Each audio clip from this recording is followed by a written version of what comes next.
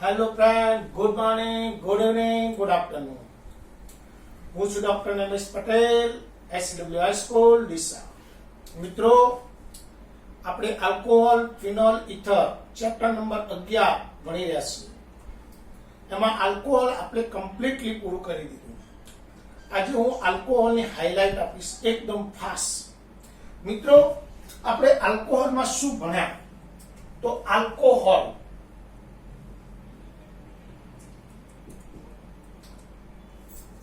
તો પહેલું જ કામ કર્યું આલ્કોહોલનું વર્ગીકરણ.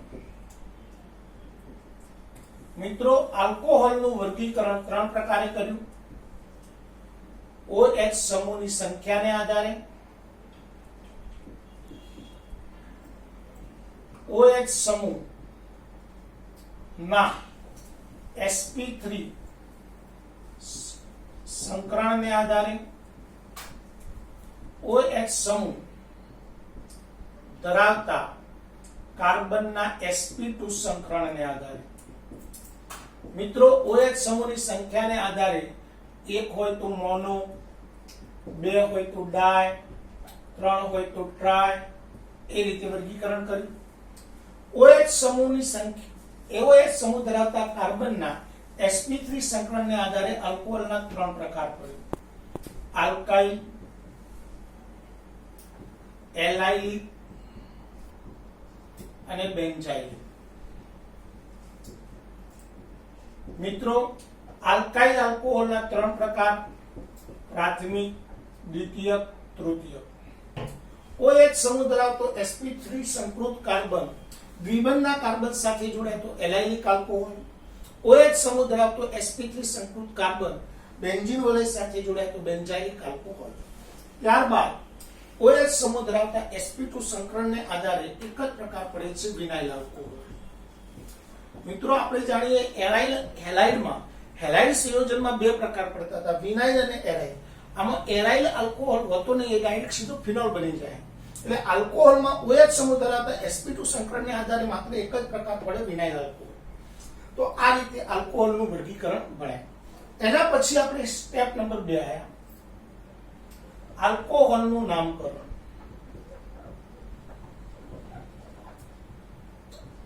મિત્રો, નામકરણમાં IUPAC અને સામાન્ય એમ બંને નામકરણ ભણ્યા. ચલો, ત્રીજો પોઈન્ટ ભણ્યા આલ્કોહોલની બનાવટ. આલ્કોહોલની બનાવટ. મિત્રો, આલ્કોહોલની બનાવટમાં શું ભણ્યા આપણે? તો આલ્કોહોલની બનાવટ 3 રીતે થાય. એક, આલ્કીનમાંથી. 2, કાર્બોનિલ સંયોજનમાંથી. અને 3, ગ્રિગ્નાર્ડ પ્રક્રિયકમાંથી. મિત્રો, આલ્કીનમાંથી આલ્કોહોલ બનાવવાની 2 રીત: એસિડ ઉદ્દીપકની હાજરીમાં પાણી સાથે માર્કોવ-નિકોવના નિયમથી આલ્કોહોલ બને.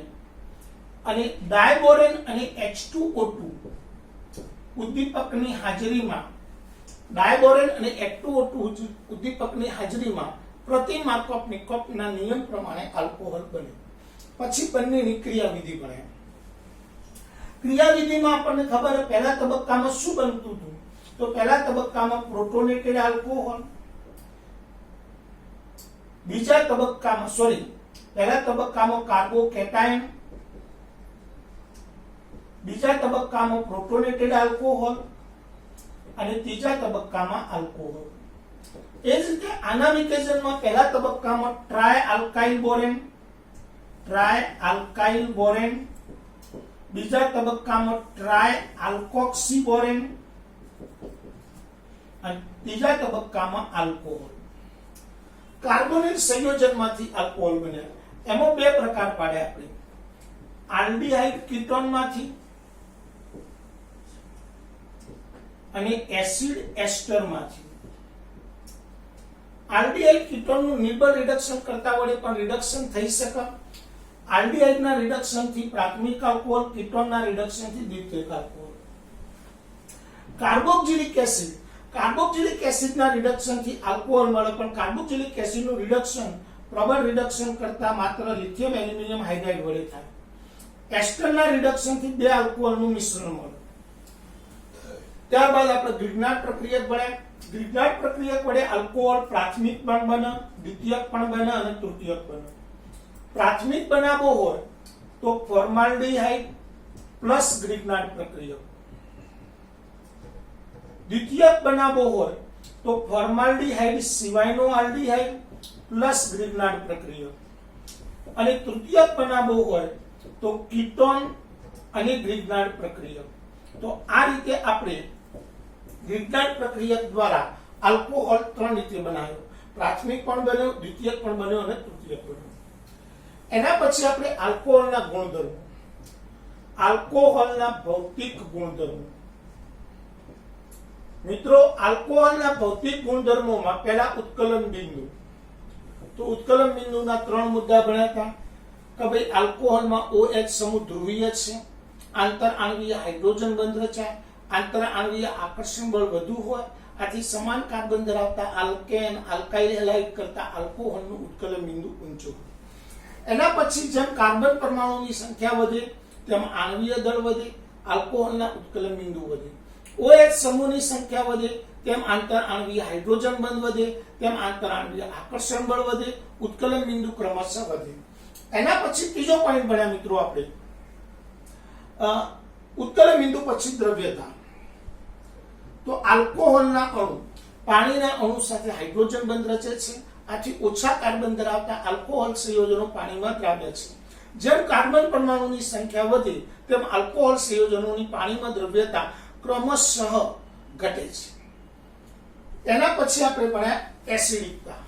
તો એસિડિકતામાં એક જ કોન્સેપ્ટ છે મિત્રો કે મિથેનોલ સિવાયના બધા જ આલ્કોહોલની એસિડિકતા પાણી કરતા ઓછી છે. જેમ આલ્કોહોલમાં આલ્કાઇલ સમૂહની સંખ્યા વધે, ઇલેક્ટ્રોન દાતા સમૂહની સંખ્યા વધે, તેમ તેની એસિડિકતા ઘટે છે. આથી પ્રાથમિકથી તૃતીયક તરફ જતા એસિડિકતા ઘટે છે. હવે મિત્રો ખાસ ઇમ્પોર્ટન્ટ બાબત આલ્કોહોલના રાસાયણિક ગુણધર્મો. રાસાયણિક ગુણધર્મો, તો રાસાયણિક ગુણધર્મો આલ્કોહોલમાં કાર્બન આંશિક ધનવીજભારિત છે, આથી તેમાં કેન્દ્ર અનુરાગી વિસ્થાપન પ્રક્રિયાઓ થાય છે. આલ્કોહોલમાં કેન્દ્ર અનુરાગી વિસ્થાપન પ્રક્રિયાઓ થાય. આલ્કોહોલમાં કઈ કઈ પ્રક્રિયાઓ થાય? તો એક OH બંધ તૂટવાની, CO બંધ તૂટવાની, CO અને CH બંધ તૂટવાની, CO અને CH બંધ તૂટવાની, OH અને CH બંધ તૂટવાની. આ રીતની પ્રક્રિયાઓ થાય. ચલો, OH બંધ તૂટવાની પ્રક્રિયાઓ ધાતુ સાથે, કાર્બોક્સિલિક એસિડ સાથે, એસિડ ક્લોરાઇડ સાથે વગેરે સાથે. CO બંધ તૂટવાની ત્રણ પ્રક્રિયાઓ લ્યુકાસ કસોટી, હેલોજનના ફોસ્ફરસના હેલાઇડ સાથેની પ્રક્રિયાઓ એટલે લ્યુકાસ કસોટી, ફોસ્ફરસના હેલાઇડ pH3 સાથે, અને નિર્જલીકરણ. હા, નિર્જલીકરણમાં કઈ પ્રક્રિયા થાય? તો એક ખાસ ઇમ્પોર્ટન્ટ યાદ રાખજો, આલ્કોહોલનું નિર્જલીકરણ કરો એટલે OH બંધ તૂટે, CO બંધ તૂટે અને CH બંધ તૂટે. એટલે આલ્ફા કાર્બન ઉપરનો CO બંધ અને બીટા કાર્બન ઉપરનો CH બંધ, એમ CO બંધ અને CH બંધ તૂટી પાણીનો અણુ દૂર થાય અને આલ્કેન બને છે. આ પ્રક્રિયાને આલ્કોહોલનું નિર્જલીકરણ કહેવાય. નિર્જલીકરણમાં પાછો આપણે કોન્સેપ્ટ ભણ્યા કે પ્રાથમિકમાં મુશ્કેલીથી થાય, એટલે સાંદ્ર H2SO પર 443 કેલ્વિન તાપમાન, પછી 85% H3PO4 440 કેલ્વિન તાપમાન, પછી 20% H3PO4 358 કેલ્વિન તાપમાન. એના પછી OH અને CH બંધ તૂટવાની પ્રક્રિયા. OH અને CH બંધ તૂટી અને ઓક્સિડેશન પ્રક્રિયાઓ થાય છે. મિત્રો, OH બંધ અને CH બંધ તૂટી ઓક્સિડેશન પ્રક્રિયા થાય અને કાર્બોનિલ સંયોજનો બને છે. તો આ ભણ્યા આપણે રાસાયણિક ગુણધર્મો આલ્કોહોલ. એના સિવાય આલ્કોહોલની બે પ્રક્રિયાઓ, એક આલ્કોહોલનું ઓક્સિડેશન અને બે આલ્કોહોલની રિડક્શન. એટલે ઓક્સિડેશનમાં OH બંધ અને CH બંધ તૂટીને ઓક્સિડેશન થાય, હાઇડ્રોજન દૂર થાય. આલ્કોહોલની ઓક્સિડેશન પ્રક્રિયાને વિહાઇડ્રોજનેશન પ્રક્રિયા પણ કહેવાય. આલ્કોહોલનું રિડક્શન કરો એટલે આલ્કેન મળે. ત્યારબાદ છેલ્લો પોઈન્ટ આજે આપણે જે ગઈકાલના નેક્સ્ટ લેક્ચરમાં ભણ્યા, મિથેનોલ ની બનાવટ ગુણધર્મો ઉપયોગો, ઇથેનોલની બનાવટ ગુણધર્મો ઉપયોગો. આ સાથે આપણે આખું આલ્કોહોલ કમ્પ્લીટ કર્યું મિત્રો. જો તમારે ઓર્ગેનિકમાં મજા લેવી હોય મિત્રો તો આ રીતે આખા ચેપ્ટરની શોર્ટકટ બનાવી દો. તમે શું ભણ્યા, કઈ પ્રક્રિયાઓ આવતી હતી, આ જો તમારા મગજમાં કમ્પ્લીટ સેટ હશે તો તમને સહેજ પણ તકલીફ નહીં પડે. આખું ચેપ્ટર તમારા મગજમાં કમ્પ્લીટ સેટ હશે અને પછી જુઓ કેવી મજા આવે. પહેલા તમારે પ્રક્રિયાઓમાં ઉદ્દીપકો તાપમાન તૈયાર કરવા પડે, પછી કોન્સેપ્ટની વાત આવે. પણ જો સુધી તમને પ્રક્રિયાઓના તાપમાન ઉદ્દીપક ખબર નથી, કઈ પ્રક્રિયામાં કયો ઉદ્દીપક વપરાય એ ખબર નથી, કયા બંધ તૂટીને પ્રક્રિયાઓ થાય છે એ ખબર નથી, તો પછી ઓર્ગેનિક જલ્દી તૈયાર નહીં થાય મિત્રો. એટલે તમારે થોડીક મહેનત કરવી પડશે. તો આ રીતે આખા ચેપ્ટરને શોર્ટકટ બનાવી દો. તો આલ્કોહોલની શોર્ટકટ બનાવી અને શક્ય હોય ત્યાં સુધી તમે ફોટા મોકલી દેજો એટલે આપણને ખબર પડે કે ના ભાઈ તમે શોર્ટકટ બનાવી છે. હવે મિત્રો આપણે ભણીશું આખો નવો કોન્સેપ્ટ આવે છે ફિનોલ. તો આલ્કોહોલ પછી આપણે બીજો પોઈન્ટ ભણીએ છીએ ફિનોલ.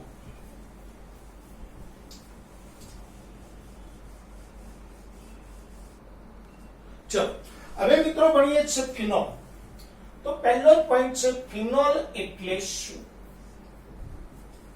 તો ધ્યાન આપજો મિત્રો, પરફેક્ટલી અહીંયા ધ્યાન આપજો. એરોમેટિક હાઇડ્રોકાર્બનમાંના હાઇડ્રોજનનું વિસ્થાપન OH સમૂહ વડે થાય તો તેને ફિનોલ કહે છે. એરોમેટિક હાઇડ્રોકાર્બન માના H નું વિસ્થાપન OH સમૂહ વડે થાય તો તેને ફિનોલ કહે છે. AROH phenol. સામાન્ય સૂત્ર AROH. મિત્રો ટૂંકમાં બેન્ઝીનના કાર્બન સાથે સીધો OH જોડાય આ ફિનોલ કહેવાય. ચલો બેન્ઝીન સાથે અહીંયા CH3 જોડાયો છે, અહીંયા OH જોડાય તો પણ ફિનોલ કહેવાય. ચલો અહીંયા OH જોડાયો છે, અહીંયા નાઇટ્રો જોડાયો છે તો પણ ફિનોલ કહેવાય. પણ માનો કે અહીંયા CH2 જોડાયો છે, અહીંયા OH જોડાયો છે તો આ ફિનોલ નથી, આ આલ્કોહોલ છે. ટૂંકમાં ફિનોલ કને કહેવાય તો બેન્ઝીનમાંના કાર્બન સાથે OH સમૂહ જોડાયો હોય તો એ ફિનોલ છે. મિત્રો ફિનોલનું પહેલા તો IUPAC નામકરણ. IUPAC નામકરણ મિત્રો ધ્યાન આપજો. બેન્ઝીન ઉપર OH સમૂહ જોડાય તો એને ફિનોલ કહેવાય. તો આ ફિનોલ છે. હવે ફિનોલ સાથે કોઈ પણ સમૂહ જોડાયો, દાખલા તરીકે આ બેન્ઝીન, અહીંયા NO2 જોડાયો તો OH સમૂહ વાળો કાર્બન પહેલો, આ બીજો, તો આખું નામ શું થશે તો કે 2 નાઇટ્રોફિનોલ.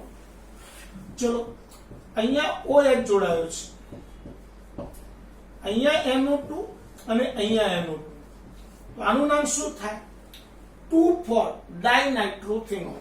એને DNP પણ કહેવાય, DNP ડાયનાઇટ્રોફિનોલ, 2,4 ડાયનાઇટ્રોફિનોલ. ચલો અહીંયા OH, અહીંયા NO2, અહીંયા NO2 અને અહીંયા NO2 તો આનું નામ શું થાય તો કે 2,4,6 ટ્રાઇનાઇટ્રોફિનોલ, જેને પિક્રિક એસિડ તરીકે ઓળખવામાં આવે. Picric acid. ચલો અહીંયા OH સમૂહ છે, અહીંયા NO2 અને અહીંયા Br છે. હવે નંબરિંગ આપો તો OH થી સ્ટાર્ટ થાય, પહેલો, બીજો, ત્રીજો અને ચોથો.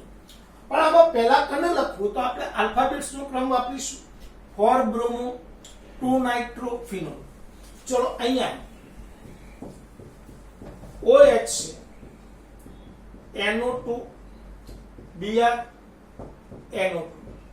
હવે આનું નામ શું થશે? તો 4 બ્રોમો 2,6 ડાયનાઇટ્રો ફિનોલ. તો આ રીતે ફિનોલનું નામકરણ થાય. આ સિવાય બાજુનો OH સમૂહની બાજુનો કાર્બન ઓર્થો સ્થાન કહેવાય. તો આનું બીજું સામાન્ય નામકરણ ઓર્થોનાઇટ્રોફિનોલ પણ કહેવાય. આને ઓર્થોપેરા ડાયનાઇટ્રોફિનોલ પણ કહેવાય. આને ઓર્થો OOP ઓર્થો અને પેરા ટ્રાઇનાઇટ્રોફિનોલ પણ કહેવાય. અને ઓર્થો પેરાબ્રોમો ઓર્થોનાઇટ્રોફિનોલ કહેવાય. અને પેરાબ્રોમો ઓર્થો ડાયનાઇટ્રોફિનોલ કહેવાય. તો આ રીતે ફિનોલનું આપણે નામકરણ કરી શકીએ. પરંતુ આમાં કેટલાક જોરદાર પ્રશ્નો પૂછાય છે. જેમ કે થોડા વિશિષ્ટ સંયોજનો છે એ ક્લિયર કરી લઈએ, જરા ધ્યાન આપજો.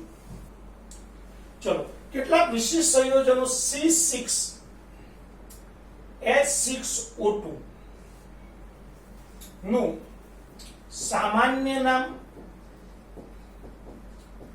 અને IUPAC નામ લખો. C6H6O2 ના સમઘટકોના સામાન્ય નામ અને IUPAC નામ લખો. તો મિત્રો C6H6O2 અણુસૂત્ર પરથી પહેલા મને બંધારણનો આશરો લેતા આવડવું જોઈએ. સાહેબ, જે રીતે આશરો લેવાનો તો આઈડિયા લેવો પડે કે ભાઈ જેટલા કાર્બન હોય એટલા જ હાઇડ્રોજન હોય અને 6 જેટલા કાર્બન હોય તો એ બેન્ઝીન હોઈ શકે.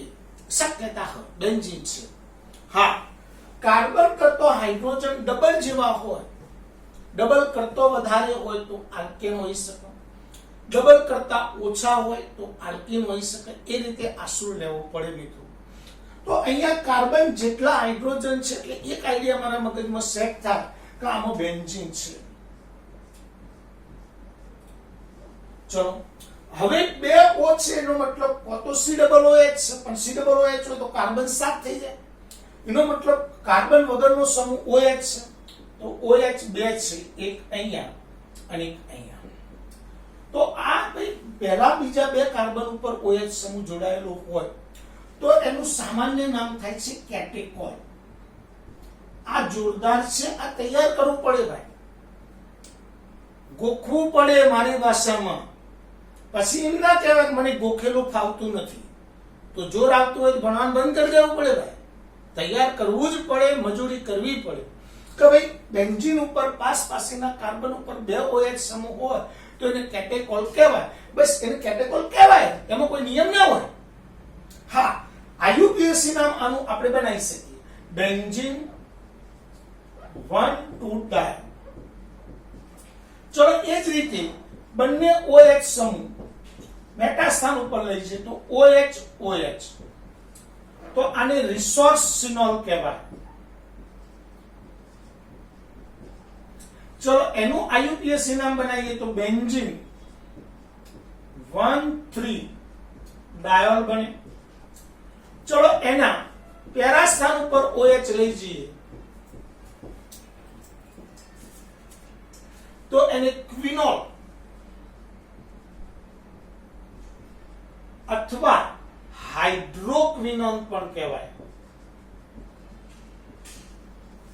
જો હાઇડ્રો લગાવું તો ક્વિનોન અને ના લગાવું તો ક્વિનોલ અથવા IUPAC નામ એનું બેન્ઝીન 1,4-ડાયોલ.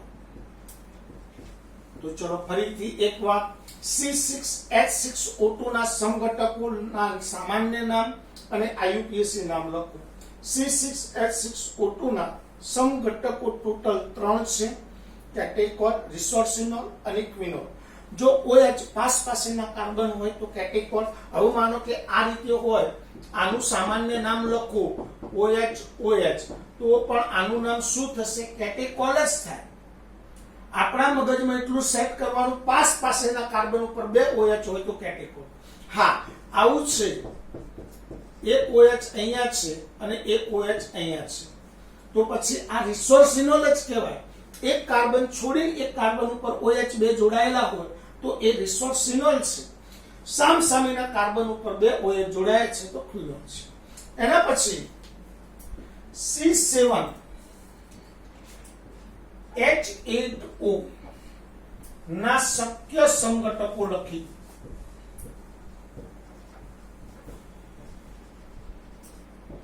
તેમના સામાન્ય નામ અને IUPAC નામ લખો. ભાઈ C7H8O ના શક્ય સંઘટકો લખી તેમના સામાન્ય નામ અને IUPAC નામ લખો. પરફેક્ટ ધ્યાન આપજો. C7H8O ના શક્ય સંઘટકો કયા પહેલા?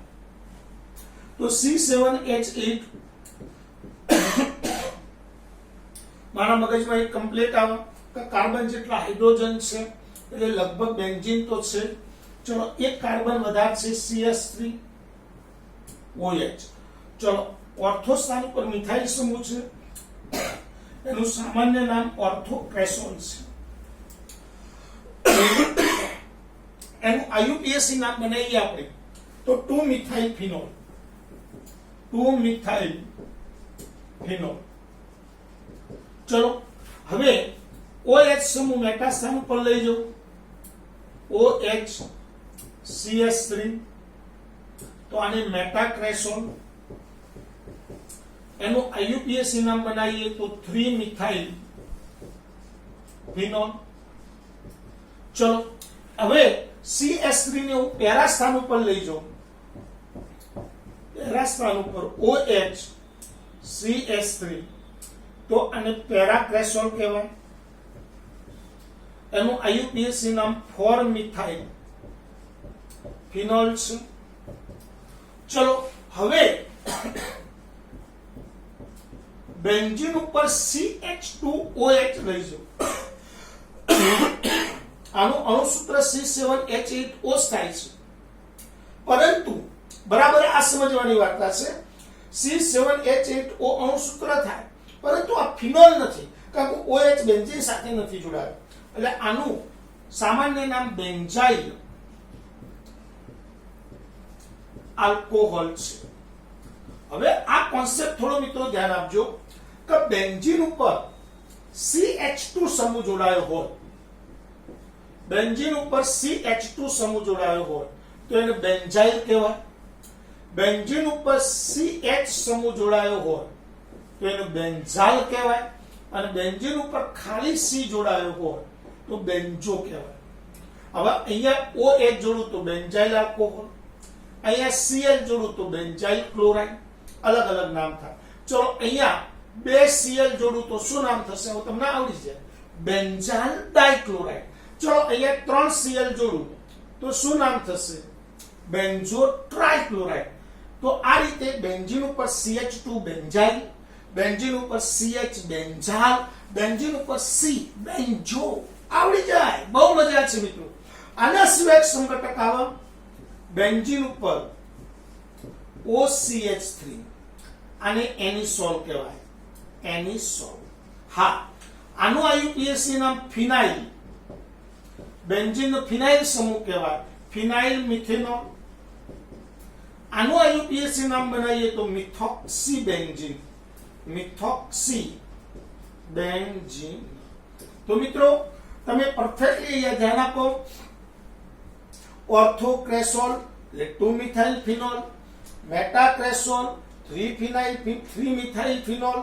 ચલો પેરાક્રેસોલ 4 મિથાઇલ ફિનોલ, બેન્ઝાઇલ આલ્કોહોલ, ફિનાઇલ મિથેનોલ અને મિથોક્સી બેન્ઝીન એટલે એનિસોલ સામાન્ય નામ. હવે તમને એમ કે C7H8O ના ફિનોલિક સંઘટકો કેટલા છે? તો આપણા મગજમાં કમ્પ્લીટ સેટ થવું જોઈએ. C7H8O ના ફિનોલિક સંઘટકો કેટલા? તો ફિનોલિક સંઘટકો 3. હા, C7H8O ના શક્ય કુલ સંઘટકો કેટલા? તો કુલ સંઘટકો 5. તો આ રીતે આપણે ફિનોલિક સંયોજનોના IUPAC નામ, સામાન્ય નામ કમ્પ્લીટલી પૂરા કરી દીધા.